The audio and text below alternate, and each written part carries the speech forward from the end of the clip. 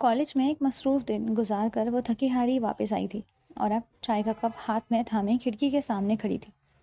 آج کالج میں ماہی کا رویہ اس سے کچھ اکھڑا اکھڑا سا تھا اور حورب بھی اسے معنی خیز نگاہوں سے دیکھ رہی تھی۔ وہ اسے اشاروں کنائیوں میں حمزہ شہباز کے حوالے سے چھیڑ رہی تھی۔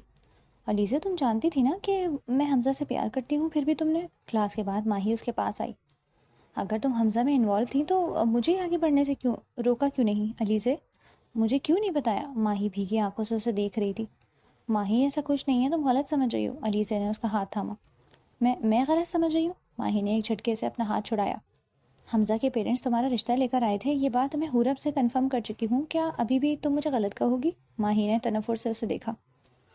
لیکن ماہی، ایسا کچھ بھی نہیں ہے جو تم سمجھ رہی ہو، مجھے تو خود یہ سب بہت بعد میں پتہ چلا۔ علیزہ نے اسے سمجھانا چاہا۔ اوہ واو، اتنی ہی سیدھی ہو تم کہ تمہیں کچھ پتہ ہی نہیں تھا؟ تو رشتے سے انکار کر دو۔ ماہی نے سرخ آنکھوں سے اسے گھورا۔ کر دوں گی، علیزہ نے دھیمے لہجے میں کہا اور اپنی کتابیں سمیٹ کر باقی کی کلاسز لینے کا ارادہ ترک کر کے آفس چلی گئی، جہاں صبح آتے ہی اس نے مائیگریشن سرٹیفکیٹ کی درخواست جمع کروائی تھی۔ ماہی کے رویے کا اسے بہت دکھ ہو رہا تھا۔ وہ اس کی اس بڑے شہر میں واحد دوست تھی، مگر یہ کیسی دوست تھی کہ جس میں بار بار صفائی دینا پڑ رہی تھی، جو شک کی ہوا کے ایک جھونکے سے ہی ڈگمگا گئی۔ ماہی نے اسے ایک ذرہ سمجھ کر بدگمانی کی ریت میں دفن کر دیا۔ اس نے آنکھ میں آئے آنسو کو صاف کیا اور کھڑکی سے باہر آسمان کی طرف اڑتے ہوئے پرندوں کو دیکھتی رہی۔ شام کا وقت تھا، اس نے یونیورسٹی سے اپنا مائیگریشن سرٹیفکیٹ نکلوا لیا تھا۔ امتحانات تو کب کے ختم ہو چکے تھے، بس اب پریکٹیکل اور وائوا چل رہے تھے اور اس کے بعد ہاؤس جاب شروع ہونا تھی۔ پر وہ فیصلہ کر چکی تھی کہ کسی بھی قیمت پر اب اسے اس شہر میں نہیں رکے گی۔ وہ ہاؤس جاب سوات میں کرنا چاہتی تھی۔ ایک لڑکی کی عزت ہی تو اس کا سب کچھ ہوتی ہے۔ اسے اپنی عزت، اپنا بھرم اور اپنے بابا کی فکر تھی۔ پہلے تو وہ یہ سوچ کر روحان خانزادہ کو نظر انداز کرتی رہی کہ عزت سے وہ اپنی پڑھائی ختم کر کے واپس چلی جائے، کوئی ایسی بات نہ ہو جس سے اس کے بابا اور تایا ابو کے رشتے میں مزید دراڑیں پڑے۔ لیکن اب پانی سر سے اونچا ہو گیا تھا۔ روحان دن بدن جنونی ہوتا جا رہا تھا، اس لیے اس نے بہت سوچ سمجھ کر رات اپنے بابا سلیم صاحب کو فون کر کے انہیں اعتماد میں لیا اور انہیں کافی کچھ ڈھکے چھپے الفاظ میں جھجکتے ہوئے بتا دیا تھا۔ وہ تو یہ سب سن کر حیران رہ گئے تھے، انہیں شدید جھٹکا لگا۔ کچھ لمحے تو وہ کچھ بول ہی نہیں سکے تھے۔ انہیں علیزہ پر بھی غصہ آیا تھا کہ آخر اتنا کچھ اس نے خاموشی سے کیوں برداشت کیا، یہ سب انہیں پہلے ہی کیوں نہیں بتایا۔ سلیم صاحب تو اس وقت سلیمان صاحب کو فون ملا کر بات کرنا چاہتے تھے، لیکن علیزہ نے انہیں روک دیا۔ بابا پلیز بس مجھے گھر لے جائیں، اب میرا یہاں دم گھٹ رہا ہے، اس نے لجاجت سے کہہ کر بات ہی ختم کر دی۔ روحان کا دن بدن بدلتا ہوا رویہ، اس کے کچھ کر گزرنے کا انداز، اس کی وحشت، سب مل کر اسے خوفزدہ کر چکے تھے۔ وہ فیصلہ کر چکی تھی کہ اسے یہاں رہ کر رسوائی اپنے دامن میں نہیں سمیٹنی، بس خاموشی سے اپنے امی بابا کے پاس واپس سوات چلے جانا ہے۔ مسجد سے مغرب کی اذان کی آوازیں بلند ہونا شروع ہو گئی تھیں۔ وہ اذان کی آواز پر چونکی اور کھڑکی بند کر کے اندر کمرے میں چلی گئی۔ مغرب کی نماز ادا کر کے اس نے اپنا سامان سمیٹنا شروع کیا۔ اس کے بابا صبح کی ٹرین سے آ رہے تھے اور ابھی اسے سلیمان صاحب کو بھی اپنے بابا کی آمد اور اپنی سوات واپسی کا بتانا تھا۔ سارا سامان پیک کرنے کے بعد وہ سر پر دوپٹہ اچھی طرح سے اوڑھتی ہوئی انیکسی سے باہر نکل آئی۔ اس کا رخ گھر کی طرف تھا۔ اس کا ارادہ سلیمان تایا سے بات کرنے، انہیں سلیقے اور طریقے سے اپنے یہاں سے چلے جانے کے فیصلے کے بارے میں بتانے کا تھا۔ وہ اندر لیونگ روم میں داخل ہی ہوئی تھی کہ سیڑھیوں سے اترتے روحان کو دیکھ کر وہیں ٹھٹک کر رکی۔ اونچا لمبا خوشبوؤں میں بسا ہوا روحان، جو ریکارڈنگ کے لیے تیار ہو کر نکل رہا تھا، گھر میں داخل ہوتی علیزہ کو دیکھ کر چونک گیا اور سب بھول کر اس کے پاس آیا۔ کیسی ہو؟ اس نے علیزہ کو بغور دیکھتے ہوئے پوچھا۔ جب سے روحان کو علیزہ کے لیے اپنے احساسات کا علم ہوا تھا، تب سے اسے علیزہ میں ایک بھرپور کشش محسوس ہونے لگی تھی۔ علیزہ کے حسین خد و خال، دلکش چہرہ، چمکتی ہوئی آنکھوں پر سایہ فگن گھنیری پلکوں کا جال، روحان کی ساری خواہشات، ساری طلب علیزہ سے اظہار محبت کرنے کے بعد جیسے اس نازک دلربا سے لڑکی کے وجود سے جڑ سی گئی تھی۔ وہ پرشوق نگاہوں سے اسے دیکھ چلے جا رہا تھا، جیسے اس کے پاس دنیا میں اس کے علاوہ اور کوئی کام ہی نہ ہو۔ علیزہ اپنے اوپر اس کی پرشوق نگاہوں کو جمع دیکھ کر اندر ہی اندر کھول رہی تھی۔ ڈیڈ کو اس گھونچو کے رشتے کے لیے انکار کرنے آئی ہو نا؟ وہ خاموشی توڑتے ہوئے بولا۔ حمزہ شہباز جیسے شاندار آدمی کے لیے گھونچو جیسے لفظ پر علیزہ نے اسے کاٹدار نگاہوں سے دیکھا۔ راستہ دیجیے پلیز، وہ سلگ کر بولی۔ ویسے اب تمہارے راستے، سارے راستے مجھ تک ہی آتے ہیں میری جان، اس نے ٹھیٹ عاشقانہ انداز میں اپنے دل پر ہاتھ رکھ کر کہا تو علیزہ کی بھویں تن گئی۔ اس سے پہلے کہ وہ مزید کچھ کہتا یا علیزہ کچھ کہتی، روحان کا سیل فون بجنے لگا۔ میوزک ڈائریکٹر کی کال تھی۔ اس نے ایک نظر فون پر ڈال کر اسے بند کیا۔ مجھے ریکارڈنگ پر جانا ہے، ابھی میرے پاس بالکل بھی وقت نہیں ہے، ورنہ میں تمہارے ساتھ خود ڈیڈ کے دربار میں حاضر ہو کر تمہارے ان نازک گلاب سے لبوں سے اس حمزہ شہباز کے لیے انکار سنتا۔ خیر اب تم اندر جاؤ، ڈیڈ کو صاف صاف انکار کر دو، شاباش، اور میں رات میں واپس آ کر ممی ڈیڈ سے ہمارے رشتے کی بات کرتا ہوں۔ وہ ایک گہری نظر اس پر ڈالتا ہوا 2 قدم آگے بڑھا اور اس کے سرخ سیب سے رخسار کو اپنی شہادت کی انگلی سے چھو کر اس کی نرمی محسوس کی۔ آپ، علیزہ نے ناگواری سے اس کا ہاتھ ہٹایا۔ میں کیا چاہتا ہوں تم اس سے انجان تو نہیں ہو، پھر اتنا گریز کیوں؟ روحان خان زادہ نے سوالیہ نظروں سے اسے دیکھا جس کا بس نہیں چل رہا تھا کہ اس کا سر پھاڑ دے۔ اب جاؤ اور اس فضول سے رشتے کے سلسلے کو ختم کرو۔ چند لمحے خاموشی سے اسے دیکھتے رہنے کے بعد وہ ایک طرف کو ہوتا ہوا باہر نکل گیا۔ سلیمان صاحب اپنے کمرے میں آرام کر رہے تھے کہ دروازہ کھٹکھٹا کر اجازت مانگنے کے بعد علیزہ اندر آئی۔ اسے دیکھ کر سنگھار میز کے آگے بیٹھی ہاتھوں پر کریم لگاتی ہوئی شاہانہ بیگم چونک گئی۔ السلام علیکم، وہ انہیں ادب سے سلام کرتی ہوئی ان کے اشارے پر وہیں بیٹھ کے کنارے پر بیٹھ گئی۔ خیریت بیٹی، کچھ پریشان لگ رہی ہو؟ سلیمان صاحب نے اس کے پریشان چہرے کو دیکھتے ہوئے نرمی سے سوال کیا۔ تایا ابو، علیزہ بولتے ہوئے جھجکی کہ اپنے شفیق سے تایا ابو کو یوں اچانک اپنے جانے کی اطلاع کیسے دے۔ بولو کیا بات ہے بیٹی، وہ شفیق لہجے میں بولے۔ تایا ابو، میں اب امی پاپا کو بہت مس کرنے لگی ہوں، اسی لیے میں نے سوچا ہے کہ صفات واپس چلی جاؤں۔ ایسے کیسے، اور تمہاری پڑھائی اس کا کیا؟ شاہانہ بیگم نے تیزی سے پوچھا۔ بیگم آپ چپ رہیں، سلیمان صاحب نے ہاتھ اٹھا کر انہیں بولنے سے روکا۔ علیزہ بیٹی، کیا ہماری کوئی بات بری لگی ہے؟ انہیں اس کی بات سن کر بہت حیرت ہوئی، اسی لیے بلا کی سنجیدگی سے پوچھ رہے تھے۔ نہیں تایا ابو، آپ تو بہت اچھے ہیں، بس مجھ سے اب گھر سے دور نہیں رہا جا رہا، اور یونیورسٹی سے میں آج مائیگریشن سرٹیفکیٹ بھی لے آئی ہوں، تو پڑھائی کا بھی کوئی ایشو نہیں۔ یعنی سب طے کر کے آئی ہو؟ وہ خفا ہوئے۔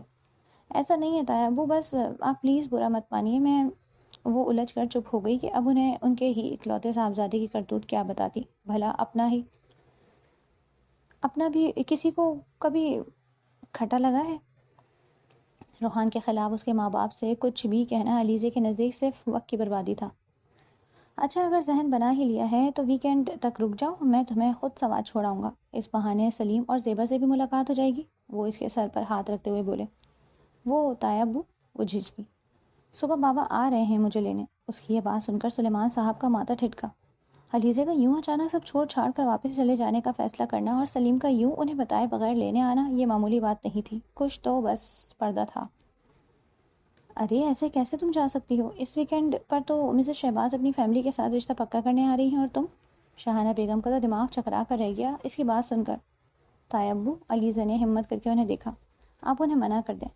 ایسے کیسے منع کر دیں؟ ارے بی بی، پہلے خود اس ڈاکٹر حمزہ کو اپنے پیچھے لگا کر دیوانہ بنا کر گھر تک لے آئیں اور اب انکار کر دیں؟ شریفوں میں ایسا نہیں ہوتا، شاہانہ بیگم نے کلس کر کہا۔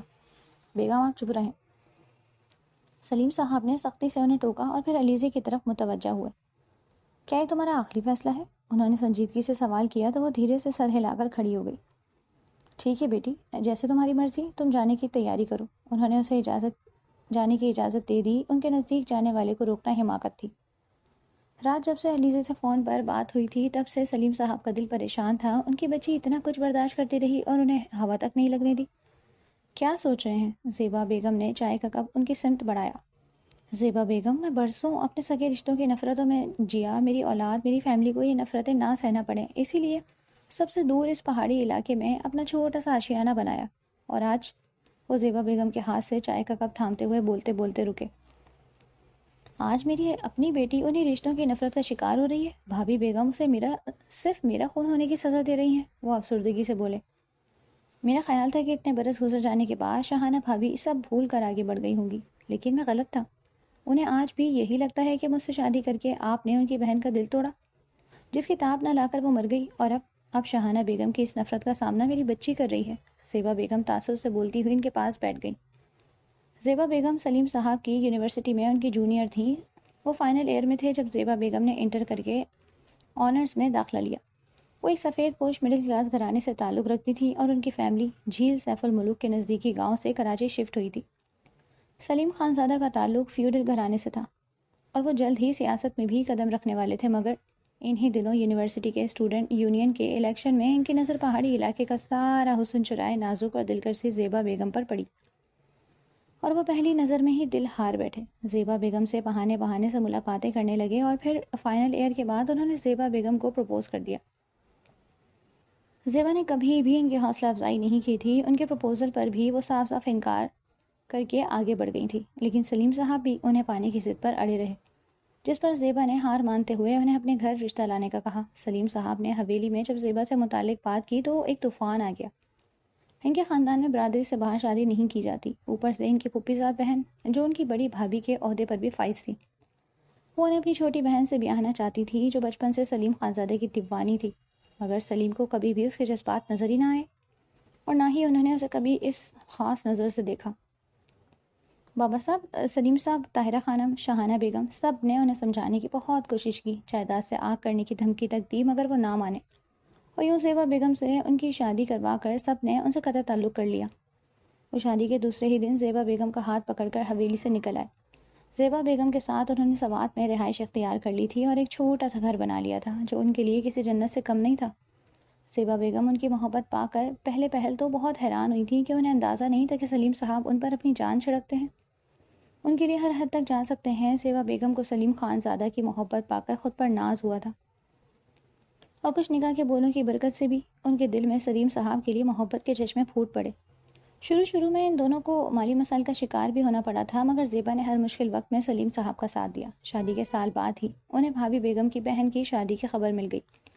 انہوں نے سوچا شاید اب حویلی والے اپنی ضد چھوڑ کر زیبا بیگم کو تسلیم کر لیں، مگر ایسا نہیں ہوا، اور 2 سال بعد ایک بچی چھوڑ کر شاہانہ بیگم کی بہن نے خودکشی کر لی تھی کہ وہ اپنی لائف میں سیٹ نہیں ہو پائیں۔ شاہانہ بیگم نے ان کی اس خودکشی اور خانگی زندگی کی ناکامی کا ذمہ دار سلیم اور زیبا کو ٹھہرایا، اور یوں دلوں میں مزید نفرتیں اور کدورتیں پروان چڑھنے لگیں۔ شادی کے 4 سال بعد اللہ نے کرم کیا اور زیبا بیگم کی گود بھری۔ گول مٹول سرخ و سفید علیزے ان دونوں کی زندگی میں بہار کا جھونکا بن کر آئی۔ بچپن سے ہی علیزے کو ڈاکٹر بننے کا شوق تھا، اور یہی شوق اسے اس شہر کی ان گلیوں میں لے آیا جہاں ان سب کے لیے سوائے تذلیل و حقارت کے اور کچھ نہیں تھا۔ وہ ماضی میں کھوئی ہوئی تھی کہ سلیم صاحب نے نرمی سے ان کا سر ہلایا۔ ماضی گزر چکا ہے زیبا بیگم، اور ماضی کو یاد کرنے کے بجائے حال کو بہتر بنانے پر توجہ دینی چاہیے۔ میں نماز پڑھ کر علیزے کو لینے نکل رہا ہوں، آپ نارمل رہیں، اور علیزے کے آنے کے بعد اس ٹاپک پر کوئی بات نہیں کریں گے آپ، انہوں نے خالی کپ میز پر رکھتے ہوئے کہا، اور کھڑے ہو گئے کہ فجر کا وقت نکلا جا رہا تھا۔ رات گئے ایک طویل سفر کے بعد سلیم صاحب علیزے کے پاس پہنچ چکے تھے۔ ان کا ارادہ صبح ہوتے ہی بھائی صاحب سے مل کر علیزے کو ساتھ لے جانے کا تھا۔ سلیم صاحب اندر کمرے میں آرام کر رہے تھے، انہوں نے اپنی آمد کی اطلاع اندر گھر میں نہیں کروائی۔ علیزے باورچی خانے میں اپنے بابا کے لیے جلدی آلو کے پراٹھے بنا رہی تھی۔ اس وقت انیکسی میں سوائے آلو اور آٹے کے کچھ بھی نہیں تھا۔ ابھی اس نے پراٹھا بیل کر توے پر ڈالا ہی تھا کہ دروازہ بجا۔ اس نے چولہے کی آنچ دھیمی کی اور جا کر دروازہ کھولا۔ آپ؟ سامنے کھڑی شاہانہ بیگم کو دیکھ کر چونک گئی، جو اسے ایک ہاتھ سے ہٹا کر منہ بناتی ہوئی اندر آئیں۔ اتنا حیران کیوں ہو رہی ہو؟ کیا کسی اور کی آمد متوقع تھی؟ انہوں نے طنز کیا۔ نہیں آنٹی، علیزہ نے جلدی سے انکار کیا۔ آپ کبھی ادھر آتی ہی نہیں، اس لیے مجھے حیرت ہوئی، علیزہ نے نہ چاہتے ہوئے بھی وضاحت کی۔ سادہ سے حلیے میں بھی وہ جگمگا رہی تھی، اس کا حسن، اس کا رنگ و روپ۔ شاہانہ بیگم نے اسے دیکھا جو کسی افسرہ سے کم نہیں تھی۔ ویسے ماننا پڑے گا، ایک چھوٹے سے گاؤں کی ہونے کے باوجود تم کافی تیز ہو، تم نے تو شہر کی لڑکیوں کو بھی پیچھے چھوڑ دیا ہے۔ انہوں نے طنزیہ نظروں سے اسے دیکھا۔ آنٹی آپ جائیں، ابھی ہم صبح بات کریں گے۔ علیزہ نہیں چاہتی تھی کہ اندر لیٹے بابا ان کی یا وہ گوئی سن کر پریشان ہو۔ دیکھو لڑکی، یہ جو تم امیر بننے کی خواہش لے کر اپنے خوابوں کو پورا کرنے کے لیے میرے بیٹے کو پھنسانے کا سوچ رہی ہو تو کان کھول کر سن لو، میرے جیتے جی ایسا نہیں ہو سکتا۔ تمہارے حق میں بہتر یہی ہے کہ تم میرے بیٹے سے کوسوں دور رہو۔ وہ تنفر سے بولتی ہوئی پلٹی اور سامنے کھڑے سلیم صاحب کو دیکھ کر ایک لمحے کو ٹھٹکی، پھر گھبرا گئی۔ بھابھی بیگم آپ؟ سلیم صاحب نے تعصب سے انہیں دیکھا۔ جیسی ماں ویسی بیٹی، وہ ہنکارا بھرتی ہوئی چلی گئی۔ اپنے تئیں وہ علیزے کی طبیعت صاف کرنے آئی تھیں، مگر انہیں وہاں سلیم صاحب کی موجودگی کا علم نہیں تھا، اور اب کہیں سلیم سلیمان کو سب نہ بتا دیں۔ ایک خوف سا ان کے اندر بیٹھ گیا۔ مجھے کچھ ایسا کرنا پڑے گا کہ سانپ بھی مر جائے اور لاٹھی بھی نہ ٹوٹے، وہ سوچتی ہوئی اپنے کمرے کی جانب چلی گئی۔ سلیم صاحب تو اسی وقت اندر جا کر بھابھی بیگم کو کھری سنانا چاہتے تھے، لیکن علیزہ نے بڑی مشکل سے ان کی منت سماجت کر کے انہیں روک لیا۔ سلیم صاحب بہت سلجھے ہوئے بردبار انسان تھے، اور یہ معاملہ تو ان کی اکلوتی بیٹی کا تھا۔ وہ غصہ برداشت کرتے ہوئے واپس کمرے میں چلے گئے۔ صبح تک وہ دونوں باپ بیٹی سامان باندھے جانے کے لیے تیار تھے۔ علیزہ اپنے بابا کے ساتھ سلیمان صاحب کے پورشن میں آئی، جہاں سامنے ہی معمول کے مطابق سلیمان صاحب اخبار کھولے صوفے پر بیٹھے ہوئے تھے۔ السلام علیکم، سلیم صاحب نے بآواز بلند سلام کیا۔ وعلیکم السلام، انہوں نے حیرانی سے سلیم صاحب کو روکھا انداز نوٹ کیا۔ سلیم تم کب آئے؟ بتا دیتے تو میں تمہارے لیے گاڑی بھیج دیتا۔ شکریہ بھائی صاحب، میں علیزہ کو لے جانے کے لیے آیا ہوں۔ اس کی ماں بیمار ہے اور ویسے بھی اب اس کی تعلیم بھی تقریباً مکمل ہی ہو گئی۔ سلیم صاحب نے سنجیدگی سے اپنی آمد کی وضاحت کی۔ شاہانہ بیگم، سلیم صاحب نے اخبار سمیٹ کر اپنی نصف بہتر کو آواز لگائی جو اس وقت باورچی خانے میں ناشتے کی تیاری میں مصروف تھی۔ سلیم صاحب کی آواز سن کر شاہانہ بیگم نے چائے کی آنچ دھیمی کی اور صافی سے ہاتھ صاف کرتی ہوئی لاؤنج میں آئیں، جہاں سامنے ہی سلیم صاحب بیٹھتے ہوئے وہ انہیں دیکھ کر دل کڑا کرتی ہوئی آگے بڑھیں۔ کیسے ہو سلیم؟ انہوں نے چہرے پر زبردستی کی مسکان سجا کر ان کا حال پوچھا۔ بیگم آپ سلیم کے لیے اچھے سے ناشتے کا بندوبست کیجیے اور بوا کے ہاتھ ناشتہ اسٹڈی میں بھجوا دیں۔ وہ سکون سے بولتے ہوئے کھڑے ہوئے۔ آؤ سلیم اندر چلتے ہیں، مجھے تم سے کچھ ضروری باتیں کرنی ہیں، اور علیزہ بیٹی آپ بھی آئیں۔ وہ بات کے اختتام پر علیزہ کی طرف متوجہ ہوئے۔ جی تایا ابو۔ وہ تابعداری سے سر ہلاتے ہوئے الجھن بھری نگاہوں سے ان دونوں کو دیکھتی ہوئی ان کے پیچھے چل پڑی۔ بیٹھو۔ اسٹڈی میں پہنچ کر سامنے رکھی صوفے کی طرف اشارہ کرتے ہوئے سلیمان صاحب نے سلیم صاحب کو بیٹھنے کا کہا اور خود بھی ان کے سامنے والے صوفے پر علیزہ کو ساتھ لیے بیٹھ گئے۔ کل رات سے میں ایک پل بھی نہیں سو سکا، سلیم صاحب نے بات کی ابتدا کی۔ ماضی میں جو کچھ ہوا اسے پلٹا نہیں جا سکتا، لیکن میں ماضی کی غلطیوں کو دہرانے کے بجائے آپس میں میل ملاپ بڑھا کر ٹوٹے ہوئے رشتوں کو دوبارہ جوڑنے کی کوشش کرنا چاہتا ہوں۔ جب تم نے مجھ پر اعتماد کرتے ہوئے علیزہ بیٹی کو پڑھنے کے لیے یہاں بھیجا تو میرے دل کو سکون ملا۔ تم میرے چھوٹے بھائی ہو، ہمارے درمیان کی دوریاں بھی یہ رشتہ ختم نہیں کر سکتی۔ اب جب مجھے لگا کہ فاصلہ سمیٹنے لگے ہیں تو علیزہ بیٹی کا یوں اچانک سے سب چھوڑ چھاڑ کر واپس جانا اور تمہارا یوں بنا بتائے اسے لینے آ جانا، میں اسے کیا سمجھوں؟ کیا میرے خلوص میں کوئی کمی رہ گئی؟ سلیمان صاحب نے سنجیدگی سے سوال کیا۔ بھائی صاحب، میں ایک بیٹی کا باپ ہوں اور میرے لیے میری بیٹی کی عزت، نیک نامی اور اس کی ذات کی سرخروئی بہت اہم ہے، اور میری غیرت اب مجھے اس بات کی اجازت نہیں دیتی کہ میں اپنی بیٹی کو کسی کی نفسانی خواہش کا شکار ہونے کے لیے چھوڑ دوں۔ وہ بے سہارا نہیں ہے، ابھی اس کا باپ زندہ ہے، سلیم صاحب نے بلا کے سرد لہجے میں کہا۔ سلیم صاحب تو ان کی بات سن کر ہی حیران رہ گئے۔ آخر ایسا کیا ہوا تھا کہ ان کی چھت کے نیچے علیزہ ان کے بھائی کی بیٹی محفوظ نہیں تھی؟ انہوں نے ایک نظر سلیم صاحب کے غصے سے دہکتے ہوئے چہرے پر ڈالی۔ صرف باپ ہی نہیں، علیزہ بیٹی کا تایا بھی اس کے سر پر ہے، مجھے پوری بات بتاؤ سلیم، وہ سختی سے بولے۔ کچھ دیر کی بحث کے بعد سلیم صاحب نے جو کچھ بھی علیزہ سے سنا تھا، کس طرح روحان خانزادہ اسے پریشان کرتا ہے، ہراساں کرتا ہے، اور آج شاہانہ بیگم کا انداز سے گفتگو، وہ سب بتا دیا۔ ان کی بات سنتے ہوئے سلیم صاحب کے ماتھے کی رگیں تن گئیں، چہرے پر سختی نمودار ہو چکی تھی، جبڑے ضبط سے بھینچے ہوئے تھے۔ سلیم، میں تو خود علیزہ کا ہاؤس جاب مکمل ہونے کے بعد تم سے علیزہ اور روحان کے رشتے کی بات کرنے والا تھا۔ علیزہ نے یہاں آ کر میرے گھر میں بیٹی کی کمی پوری کر دی۔ میں مانتا ہوں یہاں اس کے ساتھ کچھ اچھا رویہ اختیار نہیں کیا گیا، لیکن ہم بھائیوں کے رشتے کو مضبوط بنانے کے لیے علیزہ اور روحان کا رشتہ ہونا ضروری ہے۔ بولو، کیا یہ پیاری سی بیٹی مجھے دو گے؟ وہ آخر میں بڑے ایمان سے علیزہ کے سر پر ہاتھ رکھتے ہوئے گویا ہوئے۔ بھائی صاحب، سلیم صاحب کی سمجھ میں نہیں آ رہا تھا کہ انکار کر کے اپنے بھائی کا دل کس طرح توڑیں۔ جب سارا خاندان انہیں چھوڑ چکا تھا تو سلیم صاحب ہی تو تھے جنہوں نے ہمیشہ ان کی خبر گیری کی تھی، اور ان کے لاکھ انکار پر بھی سب سے چوری چھپے رابطے میں رہے۔ علیزہ بیٹی، تم بتاؤ، کیا تم سب بھلا کر روحان کو معاف کر کے میری بیٹی بنو گی؟ سلیمان صاحب نے سلیم صاحب کے چہرے پر کشمکش بھانپ لی تھی۔ اب وہ علیزہ کے سر پر ہاتھ رکھے اسے سوال کر رہے تھے۔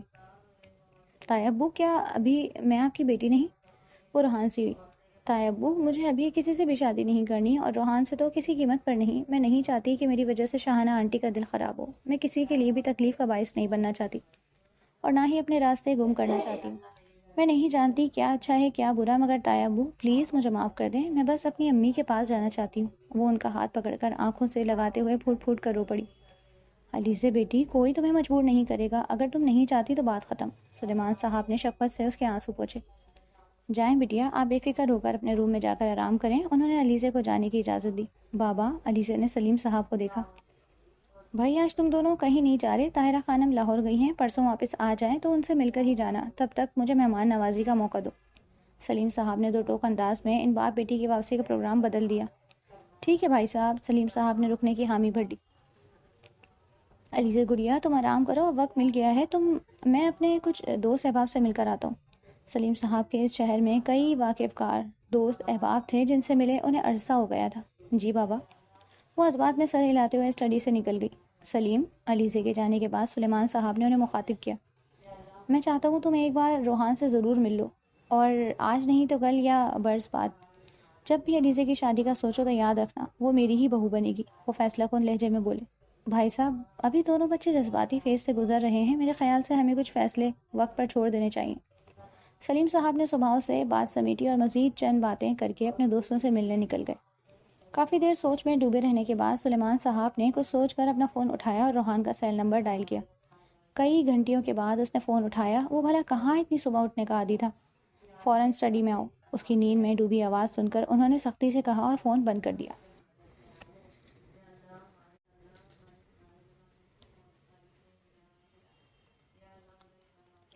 سفید ٹی شرٹ اور ڈھیلے سے ٹراؤزر میں ملبوس، ماتھے پر بکھرے بال، وہ بیدار ہو کر سیدھا سلیمان صاحب کی اسٹڈی میں آیا، کیونکہ انہوں نے اسے فوراً آنے کا حکم دیا تھا۔ Good morning dead. اس نے دروازہ کھولا اور سیدھا ان کے سامنے رکھے صوفے پر آ کر ڈھیلے ڈھالے انداز میں بیٹھ گیا۔ وعلیکم السلام۔ سلیمان صاحب نے اسے شرمندہ کرنے کی کوشش کی۔ خیریت؟ اتنی صبح مجھے کیوں یاد کیا آپ نے؟ روحان نے جمائی لیتے ہوئے سوال کیا۔ میری سلیم سے ملاقات ہوئی ہے اور وہ علیزے کو واپس سوات لے جانے کے لیے آیا ہے۔ اسے گہری نظر سے دیکھتے ہوئے سلیمان صاحب نے پرسکون انداز میں کہا۔ واٹ؟ سلیمان صاحب کی بات سن کر اس کی آنکھوں میں بھری ساری نیند بھگ سے اڑی۔ سلیم مطلب علیزے کے بابا؟ اس نے سوال کیا۔ سلیم خانزادہ، تمہارے چاچو، وہ تحمل سے اسے اس کا سلیم صاحب سے رشتہ یاد دلاتے ہوئے بولا۔ کیوں؟ وہ سیدھا ہوا۔ یہ سوال تو میں تم سے کرنا چاہتا ہوں، آخر ایسا کیا ہوا ہے کہ علیزہ جب چھوڑ کر واپس جانا چاہتی ہے؟ تم نے کیا کیا ہے روحان؟ کیا تم بھول گئے کہ وہ ہمارے گھر کی عزت ہے، ایک شریف لڑکی تمہارے ساتھ کام کرنے والی شوبز کی لڑکیوں جیسی نہیں ہے، پھر بھی تم نے اسے ہراس کیا، پریشان کیا، کیوں؟ سلیمان صاحب کڑے تیوروں سے سوال کر رہے تھے۔ سلیمان صاحب کی بات سن کر وہ چند لمحے خاموش رہا۔ اس کے چہرے کے تاثرات سخت ہونا شروع ہو گئے۔ چند لمحوں کے توقف کے بعد اس نے سر اٹھایا۔ وہ مجھے اچھی لگتی ہے، میں اسے شادی کرنا چاہتا ہوں۔ روحان سنجیدہ ہوا۔ برخوردار، اگر ایسی بات تھی تو مجھ سے یا اپنی ماں سے کہا ہوتا۔ یہ کون سا طریقہ ہے بچی کو ڈرانے کا؟ وہ برداشت کرتے ہوئے بولے۔ یہ سب کرنے کے لیے آپ سب نے ہی مجھے مجبور کیا۔ آپ لوگ اس کا رشتہ کسی حمزہ گھونچو سے طے کر رہے تھے اور یہ مجھ سے برداشت نہیں ہو رہا تھا، اور میں نے آپ کی لاڈلی سے کوئی بدتمیزی نہیں کی، بس سمپل سا پروپوز کیا ہے، جس پر اس نے خوامخواہ اتنا قصہ بنا لیا۔ وہ خفا ہوا۔ وہ تمہیں پسند نہیں کرتی، سلیمان صاحب نے تحمل سے اسے سمجھایا۔ میں تو کرتا ہوں اور اس کی پسند ناپسند سے مجھے کوئی فرق نہیں پڑتا، آپ بس چاچو سے رشتے کی بات کریں۔ وہ ترنت سے بولا۔ کر چکا ہوں، علیزہ راضی نہیں ہے، وہ تم سے شادی نہیں کرنا چاہتی، تو اب ہم اس پر سختی تو نہیں کر سکتے۔ وہ ایک باشعور پڑھی لکھی لڑکی ہے، اپنا اچھا برا جانتی ہے، اور ویسے بھی تم ہو کیا؟ ایک گویے جس میں دنیا بھر کی برائیاں ہیں، شراب، شباب، ڈرگس۔ وہ کون سی برائی ہے جو تمہاری فیلڈ کا حصہ نہیں؟ اللہ جانے کون کون سی اخلاقی برائیاں تم میں بھی ہوں گی۔ میں کیوں اپنی بھتیجی کو زبردستی تمہارے پلے سے باندھ کر گناہ سمیٹوں؟ سلیمان صاحب تو جیسے بھرے بیٹھے تھے۔ آپ، روحان نے اپنا غصہ ضبط کرنے کے لیے سختی سے اپنی مٹھیاں بھیجی۔ اب اچھی طرح جانتے ہیں کہ سنگنگ، میوزک یہ میرا شوق ہے، پیشن ہے۔ میری کوئی گرل فرینڈ نہیں، نہ ہی میرا آج تک کوئی اسکینڈل بنا ہے، پھر بھی آپ۔ روحان نے تعصب سے انہیں دیکھا، جو اس کے والد تھے، مگر انہیں اس پر بھروسہ نہیں تھا، تو وہ علیزہ یا کسی اور سے کیا امید رکھتا؟ وہ سوات نہیں جائے گی، آپ چاچو سے رشتے کی بات کریں۔ اگر آپ یا چاچو یا خود علیزہ، آپ میں سے کوئی بھی اس رشتے کے بیچ میں آیا تو میں کسی کو نہیں چھوڑوں گا، وہ پھنکارتے ہوئے بولا۔ ماشاء اللہ، اور کچھ رہ گیا ہو تو وہ بھی بتا دو برخوردار، سلیمان صاحب نے طنز کیا۔ علیزہ صرف اور صرف روحان کی ہے، وہ اگر میری نہیں ہوئی تو اسے کسی اور کے قابل بھی نہیں چھوڑوں گا۔ وہ کٹیلے سرد لہجے میں اپنی بات مکمل کر کے کھڑا ہوا اور بنا ان کی سنے آندھی طوفان کی طرح کمرے سے نکل گیا۔ سلیمان صاحب حیران پریشان کھلے دروازے کو دیکھتے رہ گئے۔ سلیم صاحب اپنے پرانے دوستوں سے ملنے نکل گئے تھے۔ وہ اس وقت انیکسی کے باہر لان میں بیٹھی ہاتھ میں کتاب لیے دھوپ سینک رہی تھی کہ روحان وہاں آیا۔ اس کے چہرے پر سختی چھائی ہوئی تھی۔ تم؟ اس نے آتے ہی سختی سے علیزہ کا ہاتھ پکڑ کر اسے گھسیٹ کر اپنے مقابل کھڑا کیا۔ یہ کیا بدتمیزی ہے؟ علیزہ نے اپنا ہاتھ چھڑانے کی کوشش کی۔ ڈیم اٹ وومن، میں نے تمہیں کہا تھا نا کہ میں تمہیں چاہتا ہوں، شادی کرنا چاہتا ہوں، تو پھر تم اس طرح ڈیڈ سے شادی کے لیے انکار کیسے کر سکتی ہو؟ بولو، جواب دو۔ وہ اس کی کلائی مروڑتے ہوئے پھنکارا۔ میں آپ کو جواب دہ نہیں ہوں، سمجھے آپ؟ علیزہ نے ہمت کر کے اپنا لہجہ سخت کیا۔ تم اس دنیا میں خدا کے بعد صرف مجھے ہی جواب دو مس سوات، وہ پھنکارا۔ شادی سے انکار کیوں کیا؟ روحان نے کڑے تیوروں سے سوال دہرایا۔ میری مرضی، میں آپ سے تو کیا کسی سے بھی شادی نہیں کرنا چاہتی، دور ہٹیں۔ وہ اپنی کلائی اس کی اپنی آہینی گرفت سے نکالنے کی کوشش میں ہلکان ہو رہی تھی۔ میں تمہیں آخری چانس دے رہا ہوں، میرے ساتھ ڈیڈ کے پاس چلو اور انہیں کہو کہ تم مجھ سے شادی کرنا چاہتی ہو۔ روحان نے اس کی کلائی کو جھٹکا دیتے ہوئے اسے اپنے مزید نزدیک کھینچا۔ میں آپ سے شادی نہیں کرنا چاہتی، کس زبان میں کہوں کہ آپ کی سمجھ میں آ جائے؟ اس کے سینے پر اپنا بایاں ہاتھ رکھ کر فاصلہ قائم کرنے کی ناکام کوشش کرنے لگی. کبھی نہ کبھی تو تمہیں شادی کرنی ہی ہے نا, تو پھر مجھ سے کیوں نہیں؟ وہ غرایا. آپ سمجھتے کیوں نہیں؟ میں اور آپ بہت الگ ہے. میں نماز روزے کی پابند ایک پاک باز لڑکی ہوں اور آپ وہ روحان سی ہوئی. تو میں کون سا شرابی جواری ہوں؟ بولو, جواب دو. کون سا گناہ کرتے ہوئے دیکھا ہے مجھے؟ اس کی بات سے روحان کے دل کو سخت ٹھیس پہنچی. آپ اس رات شراب کے نشے میں دھت کمرے میں آئے, میں گواہ ہوں. وہ اٹکتے ہوئے اسے اپنی پہلی ملاقات یاد دلاتے ہوئے بولی. اور وہ انیکسی میں ایک لڑکی کے ساتھ. حیا کے باعث وہ آگے بول نہ سکی. روحان نے ایک ٹھنڈی سانس بھرے. وہ اپنی پوزیشن صاف بھی کرتا تب بھی یہ سادہ دل لڑکی اپنی آنکھوں دیکھا کیسے جھٹلاتی. گویا تمہاری طرف سے صاف انکار ہے.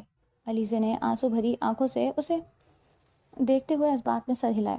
میں کبھی بھی پیار, عشق و محبت جیسی خرافات میں نہیں پڑا, لیکن اب جب مجھے تم سے محبت ہو گئی ہے تو یاد رکھنا علیزے, اگر مجھے سیدھے طریقے سے میری محبت حاصل نہیں ہوئی تو پھر جو میں کروں گا اس پر تم بہت پچھتاؤ گی. اس کے سرد لہجے سے علیزے کی رگ رگ میں خوف کی لہر دوڑ گئی. آپ کو جو کرنا ہے کر لیں, مگر میرا پیچھا چھوڑ دیں. وہ ہمت کر کے مضبوط لہجے میں بولی کہ اب معاملہ آر یا پار کا تھا. تو یہ تمہارا آخری فیصلہ ہے؟ روحان نے چپتی ہوئی نظروں سے اسے دیکھا جو اس کی محبت سے انکاری تھی. جی بالکل. اس نے بڑی مشکل سے اپنا حواس برقرار رکھے ہوئے تھے, ورنہ روحان جیسے طوفان کا سامنا کرنا اس کے بس کی بات ہرگز نہیں تھی. اوکے, یوں ہے تو پھر یوں ہی صحیح. اس نے اطمینان سے اسے بازوؤں سے جکڑا اور اس کو گھسیٹتے ہوئے باہر پارکنگ کی طرف لے جانے لگا جہاں اس کی کار موجود تھی.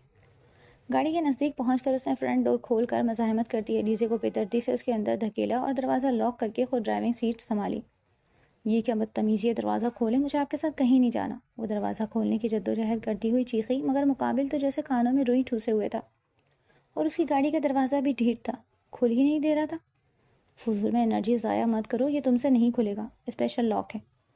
روحان نے سرد مہری سے اسے ٹوکتے ہوئے سامنے ڈیش بورڈ پر رکھا اپنا سیل فون اٹھایا اور اپنے مینیجر فہد کو کال ملائی. گڈ مارننگ یار, آج کیا سورج مغرب سے نکلا ہے؟ تو اور صبح 9 بجے اٹھا ہوا, وہ بھی ویکینڈ کو؟ فہد کی حیرت میں ڈوبی آواز اسپیکر سے ابھری. 20 منٹ میں تیرے فلیٹ پر پہنچ رہا ہوں, مولوی کا انتظام کر. روحان سختی سے بولا. مولوی کا؟ مگر کس لیے؟ فہد حیرت سے شدت سے بستر چھوڑ کر اچھل کر کھڑا ہو گیا. نکاح کے لیے. اس نے 2 لفظ کہہ کر فون بند کیا اور اسے ڈیش بورڈ پر ڈال کر گاڑی اسٹارٹ کرنے لگا. یہ کیا بدتمیزی ہے, آپ لاک کھولیں. علیزے تو اس کے منہ سے فون پر نکاح کا سن کر بدک گئی. میرا ارادہ پہلے تم سے آرام سے بات کرنے کا تھا تاکہ تم ڈیڈ کو ہمارے رشتے کے لیے رضامندی دے دو, لیکن تم. اس نے شرارے اگلتی نگاہوں سے ضدی لڑکی کو گھورا. تمہیں شاید عزت راز نہیں آتی, بس بہت تماشا بنا لیا تم نے میرے جذبات کا, اب اور نہیں. وہ اسے بازوؤں سے تھام کر اس کی ہوائیاں اڑاتے چہرے پر جھکتا ہوا اسے مزید ہراساں کر گیا. پلیز روحان, دیکھو ایسا مت کرو, میرے بابا وہ. علیزے پھوٹ پھوٹ کر رو پڑی, لیکن وہ تو کچھ سننے پر تیار ہی نہیں تھا. روحان نے گاڑی کو تیزی سے احاطے سے نکل کر مین روڈ کا رخ کیا. وہ انتہائی تیز رفتاری سے گاڑی چلا رہا تھا اور علیزے اس کے حواس گاڑی کی بڑھتی ہوئی اسپیڈ کے ساتھ اس کا ساتھ چھوڑتے جا رہے تھے. دل کی کیفیت عجیب سی تھی, وہ حد درجہ خوف اور تناؤ کا شکار ہو چکی تھی. گاڑی روکو, ابھی اسی وقت گاڑی روکو, وہ ہسیانی انداز میں چلائی. اس کا بس چلتا تو چلتی گاڑی سے کود کر جان دے دیتی, مگر اس شخص کی آٹومیٹک گاڑی کا دروازہ اسے کھل ہی نہیں رہا تھا. روحان پلیز, اچھا آپ گھر چلیں, میں تایا ابو سے ہاں کہہ دوں گی, مگر پلیز ایسا مت کریں. علیزے نے ہاتھ جوڑے. وہ مسلسل آنسو بہا رہی تھی, مگر وہ پتھر دل انسان اس کی طرف دیکھے بغیر سکون سے گاڑی چلا رہا تھا. تقریباً 20 منٹ کی اندھا دھند ڈرائیونگ کے بعد گاڑی ایک بلند و بالا عمارت کے احاطے میں آ کر رکی. اترو. وہ گاڑی روک کر اس کی سمت کا دروازہ چابی سے کھولتے ہوئے بولا تو وہ سرخ آنسوؤں سے بھری آنکھوں سے اسے دیکھتے ہوئے اتری اور اترتے ہی تیزی سے مخالف سمت بھاگنے لگی. روحان نے برق رفتاری سے اس کا بازو پکڑ کر اسے اپنی سمت کھینچا. زیادہ چلاکی دکھائی تو ساری زندگی اپنے ماں باپ کی شکل دیکھنے کو تڑپتی رہو گی, اور اگر میری بات مان لیتی تو جیسے آئی ہو ویسے ہی واپس اپنے بابا کے پاس جا سکوں. وہ غرایا. دیکھو میں تمہارے آگے ہاتھ جوڑتی ہوں, مجھے معاف کر دو, مگر پلیز اتنا ظلم مت کرو. علیزے نے اس کے آگے ہاتھ جوڑے. یہاں تماشا مت کرو, سیدھی طرح سے اوپر چلو. وہ اس زبردستی پکڑ کر بلڈنگ میں داخل ہوا. لفٹ میں آ کر اس نے 6ٹھی منزل کا بٹن دبایا. آپ ایسا کیوں کر رہے ہیں, آپ کو شرم آنی چاہیے, میں آپ کے سگے چچا کی بیٹی ہوں, میرا نہیں تو ان کا ہی کچھ خیال کر لیں. لفٹ کے اندر علیزے نے ایک بار پھر اس آتش فشاں کو سمجھانے کی کوشش کی. علیزے, روحان نے اس کے ہلتے سرخ لبوں پر انگلی رکھ کر اسے چپ کروایا. تم عجیب لڑکی ہو, کتنی لڑکیاں میرے لیے اپنے دل ہتھیلی پر لیے پھرتی ہیں, بس میری ایک نظر کے لیے تڑپتی ہیں, اور تم, شاید تمہاری یہی بے نیازی مجھے اٹریکٹ کر گئی, اور تم بھی تو. اس نے بڑی توجہ سے اس کے چہرے پر بہتے ہوئے آنسوؤں کو اپنی شہادت کی انگلی کی پور پر چنا. وہ اس کی جسارت پر لرز کر رہ گئی. کوئی بھلا ایسا بھی کرتا ہے کیا؟ میں کتنے دنوں سے تمہارے آگے پیچھے پھر رہا ہوں، تمہیں اپنی چاہت کا یقین دلا رہا ہوں. یقین کرو سویٹ ہارٹ، جتنا وقت تم نے میرا برباد کیا ہے نا، اس کے ایک ایک لمحے کا اب تم کڑا حساب دو گی. وہ اس کے جھکے چہرے پر شہادت کی انگلی سے اوپر اٹھائے گمبھیر لہجے میں اسے نہ جانے کیا باور کروانا چاہ رہا تھا. آپ علیزے کے لب کپ کپائے، اتنی قربت پر اس کی ہتھیلیوں سے پسینہ پھوٹ پڑا. تم اب میری ضد بن گئی ہو، بس میں تمہیں اپنے نام کرنا چاہتا ہوں. اس کے بعد وہ استحزائی انداز میں بولتے بولتے رکا. لفٹ کا دروازہ کھل چکا تھا. دوپٹہ طریقے سے اوڑھو، وہ علیزے کو ٹوکتا ہوا لفٹ سے باہر نکلا، جہاں سامنے ہی ان دونوں کو حیرت سے دیکھتا ہوا فہد پریشان کھڑا تھا.